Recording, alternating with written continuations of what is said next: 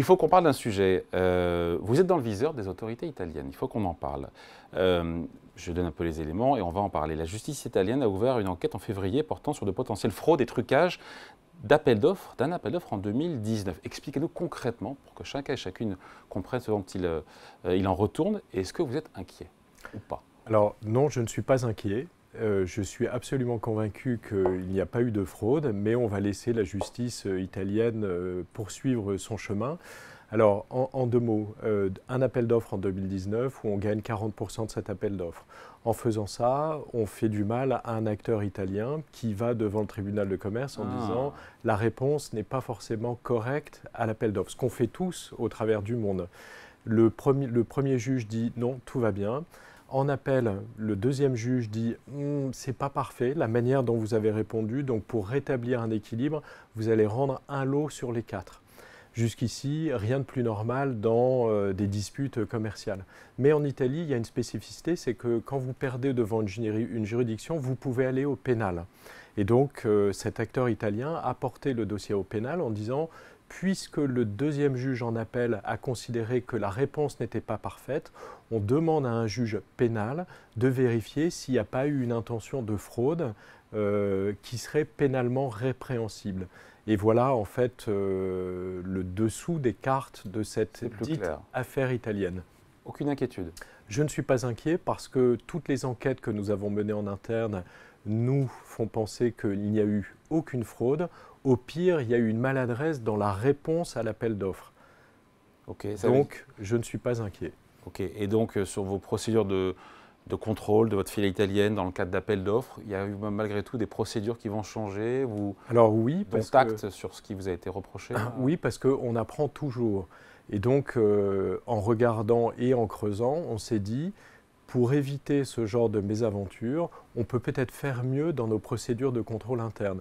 Ça veut dire quoi? Ça veut dire que désormais, chez Edenred, toute réponse à un appel d'offres d'une certaine taille devra recevoir la signature de tous les membres du COMEX, dont celui qui est responsable de la compliance, donc sa responsabilité de relire l'ensemble, ce qui n'était pas le cas jusqu'à présent. Ce qui n'était pas le cas systématique. Voilà. Donc, je vais vous donner une deuxième raison pour laquelle je ne suis pas inquiet, c'est que quand vous avez ce genre de choses qui apparaissent, vous pouvez faire peur à des clients qui disent ne sachant pas, peut-être qu'on pourrait ne pas travailler avec Edenred. Eh bien, figurez-vous que cet appel d'offres s'appelle Consip 9, ce qui est la centrale d'achat de l'État italien. Consip 10 a regardé et nous a écrit en disant on continue ensemble.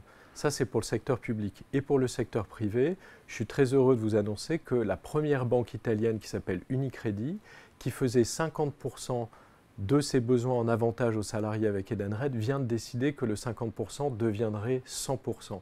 Ça veut dire quoi? Ça veut dire que ceux qui regardent de très près ne sont pas inquiets quant à l'éthique et à la probité d'Edenred en Italie. Dans le pire des cas, vous pourriez écoper d'une amende? Oui, c'est possible. C'est-à-dire que le droit italien dit que le juge pénal pourrait infliger une amende à Edenred. Et d'ailleurs, comme ça se fait toujours en Italie, ce juge a pris les dispositions en disant s'il y a un préjudice, on estime le montant total de ce préjudice à 20 millions d'euros et on demande donc à Edenred de mettre 20 millions d'euros sur un escrow account, donc un compte bloqué. Ça a été fait. Donc ça n'ira pas au-delà de 20 millions d'euros? Alors, a priori, non, voire même quand on regarde les détails du calcul, le juge a pris en fait le chiffre d'affaires sur ce contrat, sur la durée du contrat. Or, s'il y a un préjudice, il doit être calculé sur le profit qu'on fait et non sur le chiffre d'affaires. Bon, donc pas besoin de provisionner ce montant dans vos comptes puisqu'il y a déjà l'argent a été sur un compte séquestré. Enfin, je sais pas. Absolument. Bon, c'est une bataille judiciaire. On peut estimer que Edenred s'engage en Italie dans une bataille judiciaire? Alors, bataille, peut-être que le terme est un peu fort. On sait que c'est des procédures qui durent à peu près 2 ans. Et possiblement encore plus loin s'il y a de la cassation, j'imagine. Alors oui, ça peut être entre 2 ans et 4 ans en fonction de premier jugement, appel, cassation. Donc bataille, le terme est un peu fort, mais on sait qu'avant que ce soit totalement purgé, on est parti pour 2 à 4 ans. Mais encore une fois, ce qui est important, c'est que ceux qui connaissent et qui sont allés dans le fond du dossier, notamment en Italie, parce que c'est une procédure très spécifique en Italie.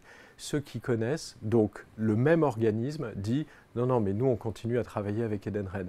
Et le secteur privé dit bah, non seulement on continue, voire même on accélère, c'est le cas d'Unicredit. Donc notre taux de croissance en Italie est très bon. Ça vous pousse aussi à revoir des procédures de contrôle dans le cadre d'appels d'offres dans d'autres pays aussi, oui, pour prendre les devants? Absolument, c'est-à-dire que la réponse à un appel d'offres, surtout pour le domaine public, est en fait très technique. Je vais vous prendre un exemple. On fait 450 réponses d'appel d'offres en France. Il y a eu un gros appel d'offres pour un gros acteur public qu'on a perdu vis-à-vis de l'un de nos concurrents. On a dépioté la réponse du concurrent et on est allé devant un juge en disant « Ah, à cet endroit, donc c'est une bataille procédurale, ouais. À cet endroit, la réponse n'est pas correcte. » Et le juge nous a donné raison en disant « Edenred a raison, donc le donneur d'ordre doit refaire un appel d'offres. » Appel d'offres qui a été refait, que nous avons gagné. Donc si vous voulez, ce genre de bataille… pays, on peut être d'un côté ou de l'autre, quoi. En tout cas, sur la première phase. La deuxième phase, qui est d'aller devant une juridiction pénale, ça, c'est très propre à l'Italie et à l'histoire italienne.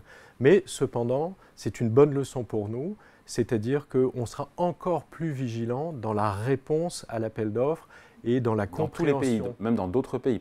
Cette procédure est déployée dans tous les pays. De tout méfait peut naître un bienfait. Exactement. Mais est-ce que ce feuilleton judiciaire, s'il y a feuilleton, ça peut rythmer aussi le cours de bourse qui a aussi un peu bu la tasse? Est-ce que c'est une épée de Damoclès pour vous? Parce que ça peut durer, c'est le temps de la justice. Au-dessus du titre, je parle du titre, on a vu la réaction des marchés, oui. C'était négative. Alors moi, ce que je crois, c'est que comme il s'agit d'une juridiction pénale et que tous nos investisseurs ne sont pas italiens, quand on lit, on se dit « oh là là là là, c'est peut-être grave oui. ». Et donc il faut le temps de la compréhension et de l'explication.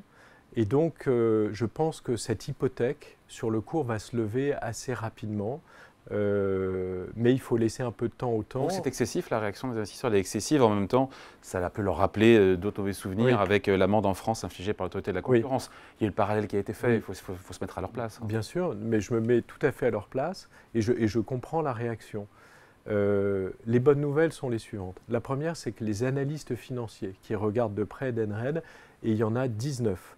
Il y en a 14 qui sont à l'achat et 14 qui disent la valeur intrinsèque d'Edenred est au moins de 62 € par action. Ouais, c'est le plus haut historique, 62. Pardon ? C'est le cours le plus haut historique. Exactement.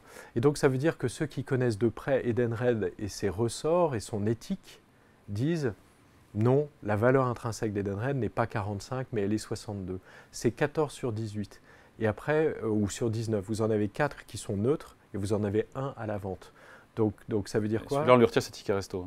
Hein. Non, justement, on lui en donne plus pour qu'il comprenne à quel point c'est une bonne maison.